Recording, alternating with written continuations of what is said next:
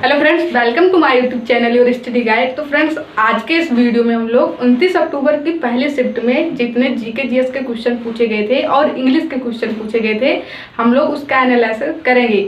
और उसी आधार पर आप लोग, अगर आप लोगों का अभी पेपर नहीं हुआ है तो आप लोग उसी तरह से तैयारी अपनी करिए। तो देखिए, जीके जीएस में तो पहला क्वेश्चन पूछा गया था, अगर हम बात करें इकोनॉमिक्स के, तो उसमें से दो क्वेश्चन तो आए थे 2011 की जनगणना के अनुसार से। पहला क्वेश्चन पूछा गया था कि 2011 की जनगणना के अनुसार भारत की पॉपुलेशन कितनी थी। तो आप लोगों को पता होगा कि 12-10 मिलियन थी। कितनी थी? 12-10 मिलियन। पहले क्वेश्चन का आंसर ये था कि 2011 की जनगणना के अनुसार भारत की पॉपुलेशन कितनी थी, तो 1210 मिलियन थी। दूसरा पूछा गया था कि बाल लिंगानुपात किस राज्य में सबसे ज़्यादा है। तो उसमें जो ऑप्शन था, उसका राइट आंसर उसमें जो था वो मिजोरम था। मिजोरम में बाल लिंगानुपात सबसे ज़्यादा है। दो क्वेश्चन तो इकोनॉमिक्स के इससे आए थे और एक क्वेश्चन तो आया था राष्ट्रीय खाते से, ऐसे कुछ रिलेटेड था। 3 क्वेश्चन इकोनॉमिक्स से पूछे गए थे। एक क्वेश्चन जियोग्राफी का था और जियोग्राफी का क्वेश्चन बहुत सरल था। क्वेश्चन क्या था? क्वेश्चन था कि भारत में कौन कौन सी फसल का उत्पादन किया जाता है।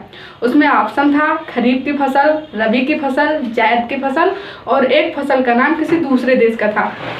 तो आप लोगों को याद करके जाना है कि भारत में 3 मुख्य फसलें होती हैं। रबी की फसल, जिसमें आप लोगों को पता होगा गेहूं का उत्पादन किया जाता है।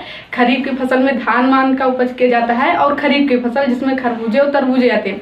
तो 3 आप लोग ध्यान रखेंगे, रबी, खरीफ और जायद। अगर दोबारा क्वेश्चन रिपीट होता है तो आप लोग इसे ध्यान रखेंगे। ये जियोग्राफी का क्वेश्चन था। अब बात करें हिस्ट्री से, जियोग्राफी का सिर्फ यही एक क्वेश्चन आया था। बात करें हिस्ट्री का, तो हिस्ट्री से क्वेश्चन आया था अशोक के अभिलेख से। जो अशोक का अभिलेख है, जो अफगानिस्तान में है, उसमें पूछा गया था कि उसमें कौन सी लिपि का प्रयोग किया गया है। उसमें एक लिपि का नाम दिया था अरमेक, दूसरी लिपि का नाम पूछा गया था। तो दूसरा आप लोग ध्यान रखेंगे ऑप्शन में जो था, और वैसे भी जो उसमें प्रयोग किया गया है वो है ग्रीक। तो ग्रीक और अरमेक लिपि का प्रयोग जो अफगानिस्तान के गंधार में वर्तमान में स्थित है अशोक के अभिलेख, उसमें इन 2 लिपियों का प्रयोग किया गया है। तो हिस्ट्री से एक क्वेश्चन था ये, और एक क्वेश्चन तो सिंधु घाटी सभ्यता से था, वो याद नहीं है क्वेश्चन। तो ये क्वेश्चन थे इसमें से। बात करें साइंस से, आप लोग साइंस इतना याद करते हैं, साइंस से मात्र एक क्वेश्चन पूछा गया था, वो भी विटामिन से। क्वेश्चन क्या था उसमें, वैसे मिलान करने के लिए आया था कि विटामिन ए का यूज, विटामिन बी का यूज, विटामिन सी का यूज और विटामिन डी का यूज दिया गया था। उसके बाद कहा गया था कि मिलान करिए। तो आप लोगों को बता दें कि विटामिन ए का यूज रतौंधी रोग में किया जाता है, ऑप्शन में भी था। विटामिन बी1 का यूज बेरीबेरी में किया जाता है रोग में। विटामिन सी का यूज स्कर्वी में और स्कर्वी रोग में किया जाता है। और विटामिन डी का जो यूज किया जाता है वो आप लोगों को पता है हड्डियों के लिए किया जाता है। तो ये उसमें था। बात कर ले कि करंट अफेयर से कौन से क्वेश्चन पूछे गए थे। तो करंट अफेयर से 3 क्वेश्चन शायद पूछे गए थे। पहला क्वेश्चन था कि 37वें राष्ट्रीय खेल में आप लोगों को पता होगा कि महाराष्ट्र चैंपियन बना है, लेकिन उसमें ये नहीं पूछा गया था कि चैंपियन कौन बना है। 37वें राष्ट्रीय खेल में पूछा गया था कि 37वें राष्ट्रीय खेल में महाराष्ट्र जो चैंपियन बना है वो कितना गोल्ड मेडल जीता है। तो आप लोगों को पता होगा कि 37वें राष्ट्रीय खेल में महाराष्ट्र 80 गोल्ड मेडल जीता है। उसके बाद पूछा गया था एक क्वेश्चन कि दुआरे राशन योजना, क्वेश्चन क्या था, दुआरे राशन योजना किस राज्य में शुरू किया गया था, जिसे हाई कोर्ट द्वारा अवैध घोषित कर बैन कर दिया गया है। तो आप लोगों को पता होगा कि दुआरे राशन योजना किस राज्य में शुरू किया गया था, तो पश्चिम बंगाल में। और एक क्वेश्चन तो आया था कि बिहार के इस बार के वर्तमान मुख्यमंत्री कौन है। तो बिहार के वर्तमान मुख्यमंत्री आप लोगों को पता होगा कि नीतीश कुमार हैं। कौन है? नीतीश कुमार। इतने क्वेश्चन ये इधर यानी कि history, geography, economics, current affair के थे। बाकी जो क्वेश्चन था वो था स्टैटिक जीके का। और स्टैटिक जीके का ये ऐसे साधारण क्वेश्चन तो था नहीं कि जैसे पूछ लिया जाए यक्षगान नृत्य कहाँ है। उसमें क्वेश्चन याद नहीं है मुझे, थोड़े डिफिकल्ट क्वेश्चन थे।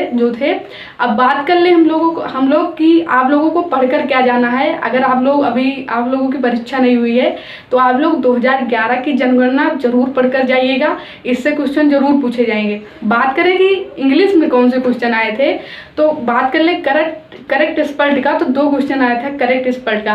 पहले में जो स्पेलिंग गलत थी वो एकोमोडेट की, आप लोगों को पता होगा कि ACCOMMODATE, उसमें AC एक ही दिया था, ये एक करेक्ट स्पेल्ड में था, और दूसरा रिसीव का था, रिसीव गलत दिया गया था, उसका था। बात कर ले क्वेश्चन आ किस टॉपिक से रहे हैं। अगर आप लोगों को की परीक्षा नहीं हुई है तो आप लोगों को कौन से पढ़कर जाना चाहिए, तो बहुत इंग्लिश के तो बहुत सिंपल क्वेश्चन आ रहे हैं। क्वेश्चन टेंस से पूछा गया था, ऐसे सिंपल कोई सेंटेंस दिया था और बोला था कि इसे future indefinite, simple future indefinite में करिए।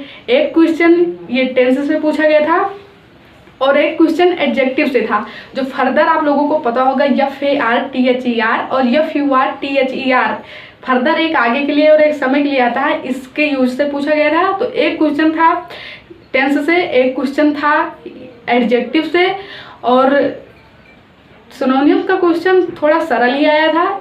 इंग्लिश में क्वेश्चन याद नहीं है, थोड़े लंबे लंबे क्वेश्चन थे, लेकिन इंग्लिश बहुत सरल आ रही है। अगर आप लोगों ने जितना पढ़ा है बस उतना रिवाइज करिए। एडजेक्टिव का टॉपिक रिवाइज कर लीजिए, टेंस का रिवाइज कर लीजिए, इसी में से क्वेश्चन मिल जा रहे हैं। क्वेश्चन बहुत आसान आ रहे हैं, सिर्फ जो स्टैटिक जीके का पोर्शन है वही थोड़ा डिफिकल्ट आ रहा है। तो आई होप आप लोगों को इस वीडियो से मदद मिलेगी। अगर आप लोगों को किसी भी सब्जेक्ट के बारे में कुछ जानना है या कोई भी टॉपिक अच्छे से आप लोगों को पढ़ना है, जैसे 2011 की जनगणना या स्टैटिक जीके जिसके क्वेश्चन कठिन आ रहे हैं, तो आप लोग कमेंट बॉक्स में लिख सकते हैं। अगर वीडियो आप लोगों को पसंद आया हो तो वीडियो को लाइक जरूर करें, चैनल को सब्सक्राइब करें और अपने फ्रेंड्स के पास शेयर जरूर करें। Thank you for watching this video.